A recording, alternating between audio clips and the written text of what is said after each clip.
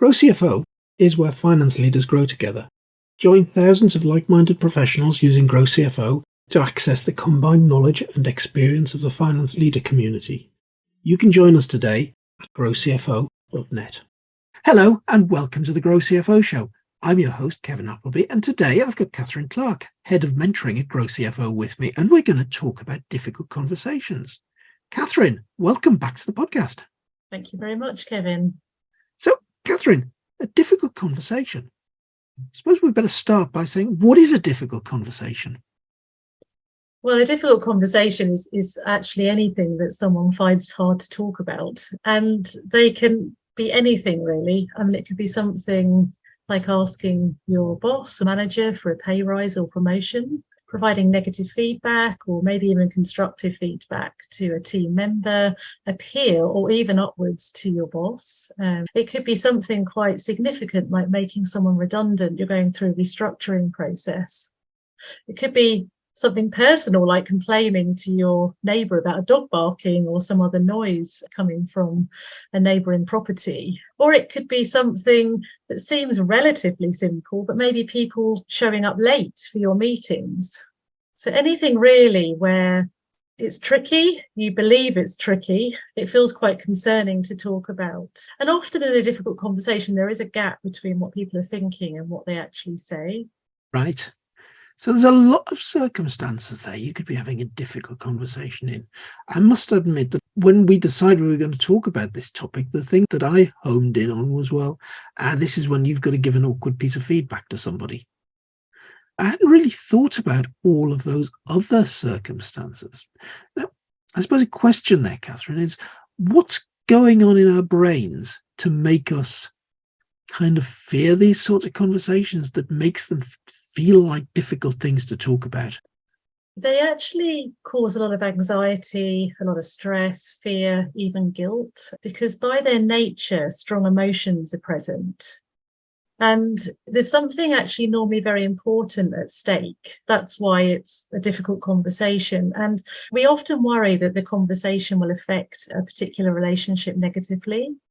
And also there's an element around identity. So we see ourselves in a certain way. Maybe you see yourself as a kind person or a nice person or someone who gets on with people. If and when we engage in these difficult conversations, we may receive feedback about how someone sees us, or we may be talking to someone in a way that just feels really uncomfortable if by default we want to be nice to people. And so they can sometimes threaten our self-image and our identity. I think I've often been worried about how the other person might respond and not wanting to have confrontation. I think there's sometimes where a lot of that worry is unnecessary as well, because I can think 9 times out of 10 that the difficult conversations come up, you've been worrying about it, and then you come out of it and think, well, it didn't get too bad after all. No, there's a statistic out there that says 90% of what we worry about doesn't happen anyway. So there's that to think about. Also, remember that in a difficult conversation, ideally, we're not entering it to try and blame someone or shame someone or to be angry at them, or we're actually trying to enter into that conversation to find out more. Yeah. And to be able to be curious and ask open questions as to why this situation is arising, or for you to actually define and be able to explain sort of what's going on here, maybe how you feel about it, but also to be very clear to be very clear on someone's intent behind something, because our sort of brains make up things. They actually will fill in the gaps. So if we feel like someone's done something wrong or done something wrong to us, we fill in the gap as to what their intention is behind it. And we haven't actually asked at that point where they were coming from with that sort of thought process. Right. And I think something I've learned over the years, and this goes into the point of the difficult conversation might be about some kind of performance issue, some kind of negative feedback, is folk generally don't show up at work to do a bad job. And normally the reason that a bad job might have been done is a lack of understanding of what was required, a lack of training, a lack of instruction, lack of clarity. And generally, people will be quite open to feedback about doing things better. Especially if it's, well, yes, there's two things here. One is any conversation, difficult or not, should be a two-way conversation. So there's something you may have seen in someone's performance in the example that you share, which you can express and show that it's happened, but then ask for their opinion on or perspective as to why that situation has arisen. They may or may not have seen that coming, and it could be a blind spot to them, which of course in mentoring often I'm working with people who have done like a 360-degree feedback, because it identifies your blind spots in performance or the way you approach things. So sometimes we just can't see what we can't see, and therefore there's no misintent behind it. We just need to understand why something has happened. Right. Yeah. So we're coming in now to say if you're having this difficult conversation, there are elements to it. So clearly there's raising the issue in the first place. Then there's asking the very open, why is this happening? What's going on sort of question, getting their perspective on it. Where do you go next? Yes. Okay. So, but let me just answer that. I'm just going to give just a little bit more background on the neuroscience, just before I go into the different elements, because our brains are actually used to avoiding sort of anything we perceive as a threat. Yeah. Now, difficult conversations, because we spoke earlier about how it leads to anxiety and fear and guilt, we will try and avoid because we will see it as a threat. Mm-hmm. And so to actually overcome that fear and anxiety, we have to start, or one of the starting points is to believe in a positive outcome. Okay. Which sounds simple, but it's true. Any belief we hold, our mind will look for evidence of its truth. Yes. So we have to enter these conversations, firstly, believing that it's for a good reason and there's going to be a positive outcome, in that you're going to result in maybe a healthier relationship, more openness and connection, more collaboration, even in an internal feeling of sort of just calm and contentedness because you've dealt with the issue.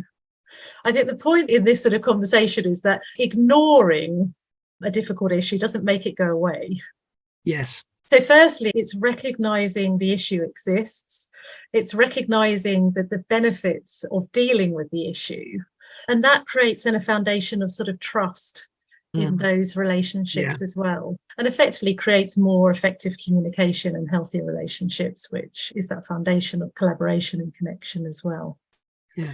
About convincing yourself that rather than this being very difficult with loads of anxiety, that actually you shouldn't be frightened about it because it's going to lead to a better outcome. You know?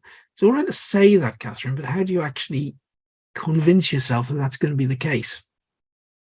Well, personal development or being very self-aware is a lifelong journey. There's no getting away from it. It doesn't happen overnight. So just knowing for a start, you can choose how you behave. You can choose how you show up to anything in life, a difficult conversation being one of them. And the reason I say that is because if you choose to change anything, whether that's your health habits, anything like that, eating habits, there's no point going in with I've got to sacrifice things here to get a certain outcome. That the way, certainly neuroscience would share this, that the way you can change things is by believing in a more positive outcome. Yeah.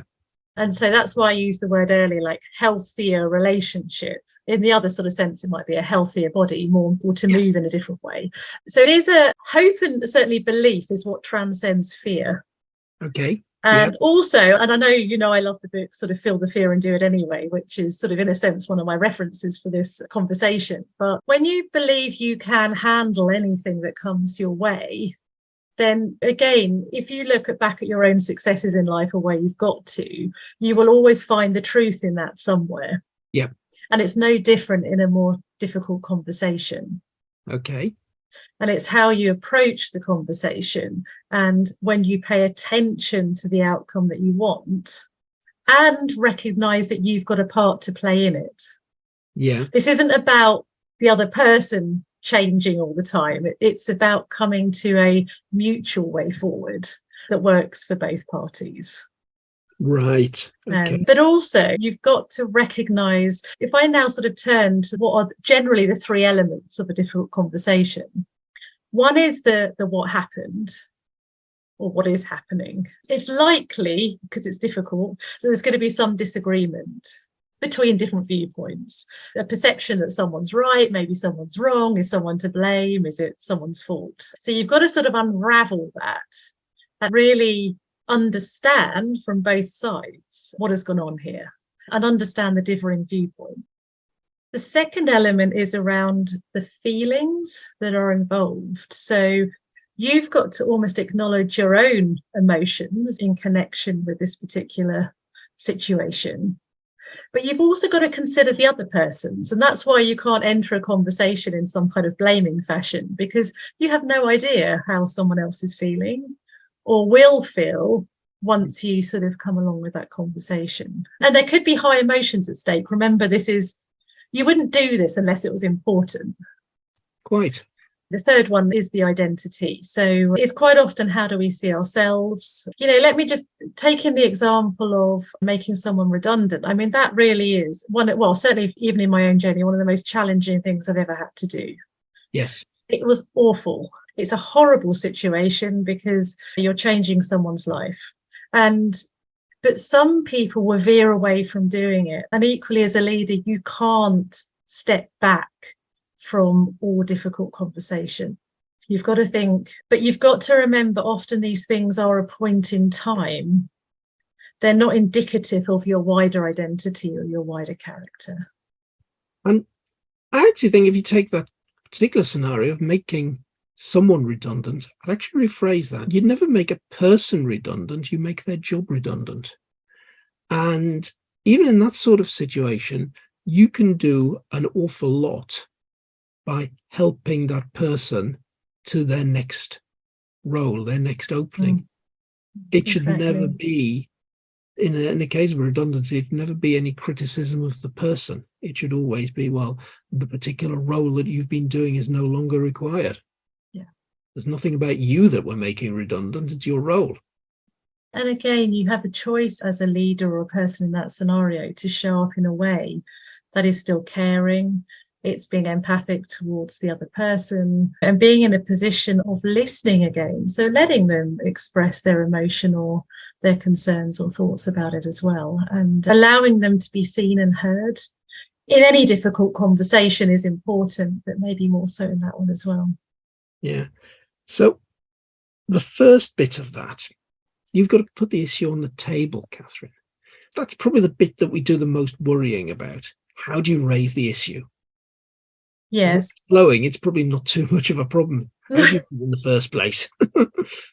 Yeah. So in your own mind, just construct a more positive belief in your own mind, or a strong belief that there will be a positive outcome. That's the first thing, believing in the positive outcome. That will help you show up, ideally calm, open, feeling a little bit more in control, but also prepared to listen. Because what we don't want to enter these conversations in like a sort of fight or flight mode, because we just won't listen, we won't hear, we'll become very stressed and reactive. The first thing is to separate intention out from impact. And rather than make up our own assumptions, be curious and ask about maybe someone's intention behind what's happened or the situation. As you said earlier, it's quite easy for our brain to fill in a huge empty gap with what we think the intention is. And it has nothing to do with that at all. And we can focus on how it's impacted us, that sort of this is how I feel, and this is what it's done to me. Like, you must have done something wrong if I feel this way. But it's more about speaking to the impact that you're concerned about, but being extremely curious and open as to what their intention was behind it. So maybe something like, tell me your perspective, or share more about your perspective on what's happened here. Good question. Share your perspective. Yeah. So it's got to be, the goal in a way is to turn it into a learning conversation. So to reframe it from difficult to learning, and to genuinely construct or engage in a two-way conversation. Yeah. So the first difficulty in my mind will be, how do I start this conversation? How do I get into this conversation? The second difficulty for me would be, how do I have a good open conversation? Because the natural place that the other person might go if there's a mistake involved or something like that is on the defensive. Yeah, that's right. That is a normal response. As a recipient, particularly of a difficult conversation, you can get defensive or even aggressive about receiving it. So I would say, obviously, find the right time. Yeah. You don't want to find a time where that person is under time pressure or maybe stressed about some other deadline or something. Try and find the best time to have an open conversation. And as I say, present it as, it would be really good to have a conversation about whatever it is. Can we please share our thoughts on this? So it's a very different, almost mindset into the conversation. The interesting one for me there, Catherine, would be, say, finding the right time, avoid a knee-jerk reaction. You've just discovered something. You've got quite angry about it, quite upset about it. You immediately rush off to find who you think's the culprit and tear a strip off them. No, that is the wrong approach completely. It is. I think in that case, a simple thing there will be, if you ever feel that way, that very strong emotion like that, is just stop and breathe and pause before doing anything. Yes. Or if it's an email that's telling you something, write the nasty, argumentative, horrible reply to it, and then press delete and don't send. You get it all out of your system and then go and have the proper conversation. Well, I mean, certainly there's lots of advice out there and there's different scenarios. We're working a lot more online now, whether that's like we're doing now, more in a video way, or even by email. I think if it's a genuine, and remember it's important, the word important, difficult conversation, then you've got to create an environment where you can interact. I mean, genuinely interact with eye contact and ideally free from distraction. So online like this is fine, but you've got to be able to see people enough to see those like micro expressions. Yes. Because in a funny way, you're reacting in the moment, or responding, I should say, in the moment during a conversation. And it's often those nuances, those little body language shifts that can sort of show you how someone is responding to what you're saying. Yeah. And you can change it accordingly. In the online world that we're in, that says avoid just the plain voice conversation, get on the video conversation. But even then, on the video conversation, you're only seeing head and shoulders. You don't have the person in the room with you. You miss out still on a lot of stuff. Yeah, you'd have to say, best case scenario is that you agree to meet together in person. But we know that's not always practical, in which case you've got to recreate that in some kind of video presence online. And the other advice is to be very specific. So just keep it calm and be quite specific with what I'd say as well, avoid written response. Make sure it's spoken response. I've got a tendency, if I see anything coming through on an email that feels as though it's, something's gone wrong, there's a problem or whatever, I tend to read those sorts of things in a very negative way, when chances are the author of said note hasn't written them in a negative way at all. But because there's zero language, apart from the written word, there's zero emotion at all in that written message, it can be hugely, hugely misinterpreted. I agree. Personally, I can take it in exactly the same way as you're saying that. I don't think people put enough care into how they write things sometimes. And therefore, my brain, like I'm sure yours, is filling in the gaps and thinking, well, that's a bit blunt, or that's not very fair, or have I done something wrong? Or exactly. What have I done to sort of elicit this type of response? Or I'm in favour of the spoken interaction. Yeah, I think one of the things about that written word one, Catherine, is that we're in a world where the short, sharp message has become the thing. A text message is never more than a couple of sentences. And I think in all sorts of communications, we've got into our mind as, why write a paragraph when a sentence will do? The problem with the scenarios is these affect our mental energy.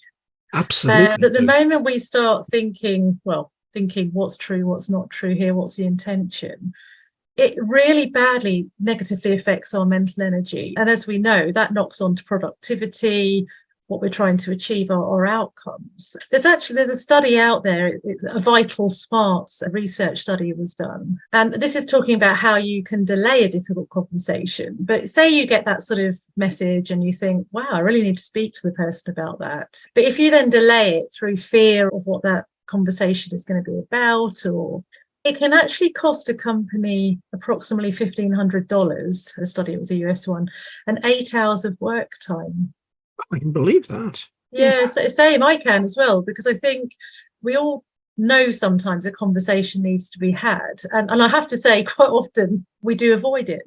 I said at the beginning, ignoring it doesn't make it go away. But truthfully, all of us to some degree or other avoid having a difficult conversation. But there is time and mental energy associated with that. Oh, definitely. And I can recognize instances that I've been in where definitely productivity has suffered. I can think of one particular thing that went on, something came across in an email that I got very annoyed about, and it came out on Friday afternoon. Fortunately, it was a Friday afternoon, because I did spend the next 48 hours festering about it. And that, if it had been, but best thing was to go off and not do anything work related. But if that had been in work period, very little would have got done in that 48 hours. Yeah. Yeah.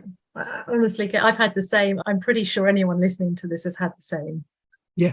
We fester on things. We do. And it depends on our state of mind as well, because you never know what else is going on in someone else's life and what can become the focus of attention. And we really have to watch ourselves when we're placing a lot of attention on something, but not actually doing something about it. Yeah. And creating a different outcome. Catherine, we've concentrated a lot up to now on being the creator of the difficult, being the instigator of the difficult conversation. But now we're starting to go into the area there that you're on the receiving end of something. How should we be dealing with difficult conversations as the recipient? Ideally, we need to stay neutral. So it's about being, well, firstly, if I could just give a bigger view, I think any leader has a responsibility to look after themselves and to have enough self-knowledge to know where they are in any sort of given day. So we've got to keep ourselves in the best place physically, mentally, emotionally anyway, to be a sort of calm and in control leader. So let's just assume for a minute, and also recognizing that our thoughts are extremely powerful. Mm-hmm. So we need to sort of think, where are we on any given day?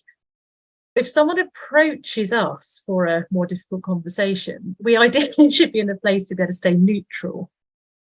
We don't want to dismiss the person or the situation, because that will sort of fuel the fire. And we need to have the same belief as the other way around, that we can get through this, we can resolve it. Yeah. There's going to be a different outcome here. So by staying sort of slightly unemotional, I suppose, and not reactive to what's being said, and also being nice and listening, it slightly disarms the conversation. Yes. I do appreciate that's slightly probably more difficult than it sounds, because like we said earlier, our immediate response is often to be defensive or even aggressive about receiving it.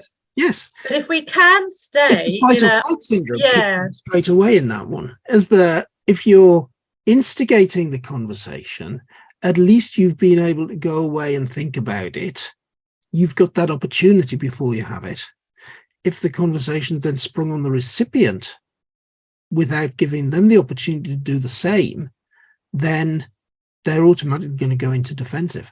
And I wish, looking back even on my sort of journey, there's a couple of times that spring to mind where I think I should have asked them to have the conversation. When I realised they were quite het up about something, I should have had the calmness to say, I'm very happy to talk about that. Maybe just share what your things and let's talk about it another time. Because it is hard to stay unemotional and it's hard to stay nice if someone is throwing things at you. So as I say, being sort of nice, and remember listening again, we're back to, it has a huge part to play. People like to be heard. And sometimes if they're heard, it sort of frees them. I'm not saying we should be the recipient of that, but yeah, it sort of allows them to be heard. But then they've got to do you the respect of listening to you back. Yeah, I'd certainly say from my experience as the recipient, one of the things that you should do is make sure that you're honest open. We don't try to make excuses. So a piece of negative feedback comes through and you find you might bend the truth a little bit in your answer. You might give excuses in your answer. I think, no, if we're going to confront the issue and get the best out of it as a learning experience, both parties have to be absolutely open, upfront, and honest about it. And there's got to be a timeliness to it. I'm thinking that, as I say, some of the mentees I work with have done 360-degree feedback. And when they get the reports back, people have the opportunity to express feedback, which at times, let's call it constructive, but, you know, they can read it and it can seem quite negative. The problem is it timely? It's got to be timely. There's no point sharing something months after the event. And also, I think if you are in a situation where something's difficult, ask for support. When someone else helps you see a particular situation in a different way, it can lighten that whole dynamic. That's what I do a lot of, is helping people to reframe that scenario, because we can focus a lot on the negative when actually in reality there's a lot of positive around as well. So, Catherine, I'm aware that we ought to be closing on this, but just thinking, specifically these days, we are doing a lot of this online. Have you got any specific tips for how we ought to be conducting these sorts of conversations online? Yeah, I think I shared some of them earlier. I think they call it a sense of co-presence, but it's ensuring that you're creating an environment much like you would in person. So an environment where you can see the other person, ideally see their body language, so you're both actually physically on screen, no distractions, so you can listen intently to the other person and interact effectively. That's the crux of it. Ensure you can make eye contact and be quite specific in what you're talking about as well. They're the key things. And I'm thinking some of the things that I've learned over the years about having these sort of conversations, doing them face to face, just don't apply these days. Like, one of the key ones was always find a neutral location. Don't summon somebody into your office. Well, can we go have a coffee? You go somewhere neutral that one side doesn't have the upper hand against the other. Yeah, and I'll go back because it's such an important point. It's a learning conversation, a two-way conversation. So you've got to allow that conversation to develop and to really listen and tune in to both sides. And obviously, fundamentally, agree a way forward that sort of mutually benefits both, really.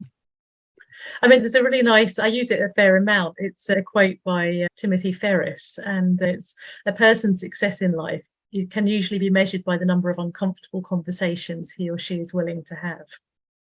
Interesting. The more uncomfortable conversations you have, the more successful you are. Because you've got the courage, because in that situation, you've got the courage to actually engage in those conversations and not diminish your time or your mental energy. And you're dealing with issues head on, which then builds stronger relationships, which then creates that whole foundation of trust and rapport. And there's just more positive outcomes.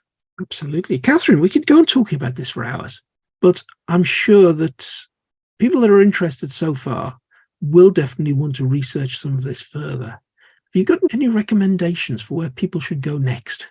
Yeah, I have. I mean, in constructing a lot of what I've been talking about, there's many different sources. There's a book called Difficult Conversations by Douglas Stone. He was also co-author of a Harvard Business Review article called Mastering Difficult Conversations. I always love the book Feel the Fear and Do It Anyway. A key one for me in there is when you can handle things, or when you believe you can handle things, then life is a lot smoother. And obviously, Harry Gallant, who's joining me on a masterclass for handling difficult conversations, was co-author of a book called Conversation Secrets for Tomorrow's Leaders.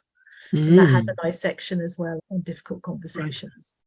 Right. We'll put all of those in the show notes with links to where you can find them. Right. Yeah. Catherine, that has been brilliant. Thank you for being this week's guest on the GrowCFO show. Yeah, thank you, Kevin. It's been really good. Thank you.